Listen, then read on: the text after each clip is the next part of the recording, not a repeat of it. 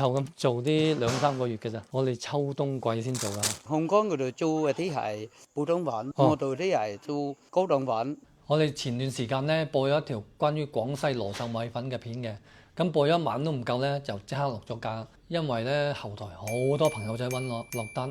嗰2日咧試咗排隊排到成300幾單，冇辦法整到出嚟，係因為嗰啲米粉咧係純手工整，而且係真係靠太陽去曬，係要曬3到4日時間嘅，所以佢嘅產量跟唔上，咁我哋咧就冇辦法啊，就即刻落咗線佢嗰條視頻。咁而家咧我又補翻部分鏡頭俾你睇睇，我已經同嗰邊咧訂咗啲貨，保證到暫時咧穩定咁供應啦。有興趣嘅朋友咧可以靜靜雞揾我嘅，咁我會分享俾你噶。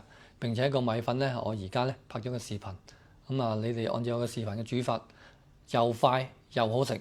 我哋揾啲米粉係咩米粉呢？就係廣西羅秀鎮呢邊嘅古法製造嘅米粉。呢邊啲米粉呢，就咁整好之後用太陽曬乾咁咪烘乾噶啦，所以佢保持到比較好嘅口感同埋嗰個米香味。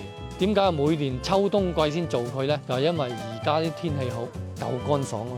呢啲柴係一係做咩㗎？松木柴啊，松木柴蒸啲米粉特別靚啊。老細，好似你哋啲米粉咁呢，你哋係一般係用咩手法去做？要佢推兩個水，3條水啊，湯泡到清水為止。咁樣嗰啲米粉咧磨啲湯特別幼，同埋啲油咁白啊，磨出啲湯度，蒸啲米粉特別好食啲，滑溜啲。米有冇講究啊？唔係講究，一定要啲靚個成張嘅米。我哋蒸米粉嗰啲專用特工米㗎，最靚米粉都係咁樣㗎。出邊咧好多係烘乾機烘乾啦，咁你呢啲曬乾有咩區別？咁樣烘乾嗰度做嗰啲係普通粉，我哋啲係做高檔粉，冇需要跟特級廚師嚟煮，6、7歲嘅細路哥就熟煮啦。我哋啲米粉做靚米粉就做到好多工序㗎，米要靚，蒸啲米粉又要蒸薄，又要蒸熟透，聲又要磨得嫩滑，曬啲米粉又要曬得特別夠乾，足太陽曬到3天啦個嗰啲太陽，冇曬就3。啲米粉咪又咁乾爽，一買咗啲米粉咪馬上得食呢，送人情送會叫半年甚至有1年，斷得食得到啲米粉你唔夠乾爽呢，就變質啊！我曬夠乾爽你幾時食得？佢有太陽嘅賣香氣，咁樣特別香嘅啲米粉，勁質量啊！有太陽曬過佢係香啲嘅，香啲，特別熱天啊，你食啲嗰啲熱曬粉對身體係有益嘅呢。算唔算祖父傳落嚟嘅手法？都係啊，都係傳統手工㗎。送嗰啲竹蓋咧，連蒸啊，自開始蒸，96到而家都足咗29年啦。10零歲就好似連做嚟個初中畢業翻嚟就做就工㗎。自己不斷就創新搞好嗰啲米粉嘅質量好食啲。即係精益求精。係。唔怪之舊年送米過嚟嗰個都攞到啲米粉啦。佢話出邊咧過百間廠，但係咧佢都揀你呢間，咁即係證明你有你嘅優點。天氣冇咪做得㗎，全部靠天食飯㗎。天氣靠太陽曬，就冇其他手法㗎啦。冇有其他㗎。好多朋友仔咧買咗我哋廣西羅秀米粉之後咧，問我有咩方法煮佢又簡單又好食，就係青菜、豬肉、雞蛋。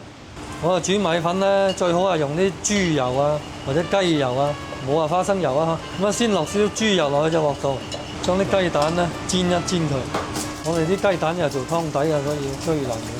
煎一煎佢之後咧，就將佢撈翻起身，再加翻少豬油啊，放啲豬肉落去爆香佢。一陣你要煎到啲豬肉咧有啲焦香啊，跟住再放翻啲雞蛋落去。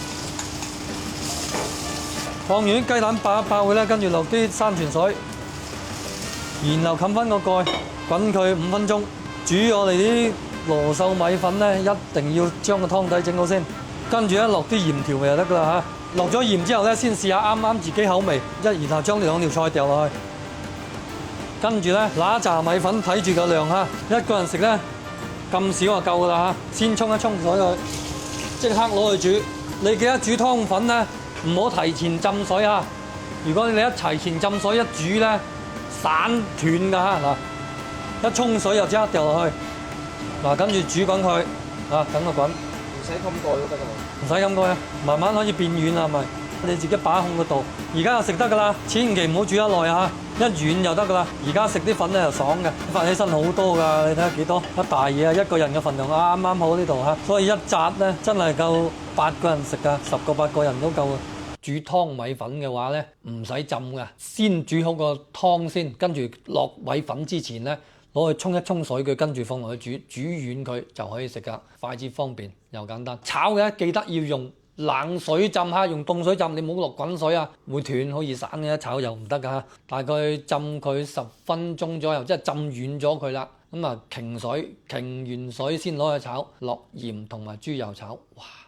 你試下，金㗎。仲有一個重點就係呢，我呢個羅宋米粉呢，佢真係產唔起量啊！有興趣嘅朋友真係要靜靜雞揾我先係分享到部分俾你嘅咋。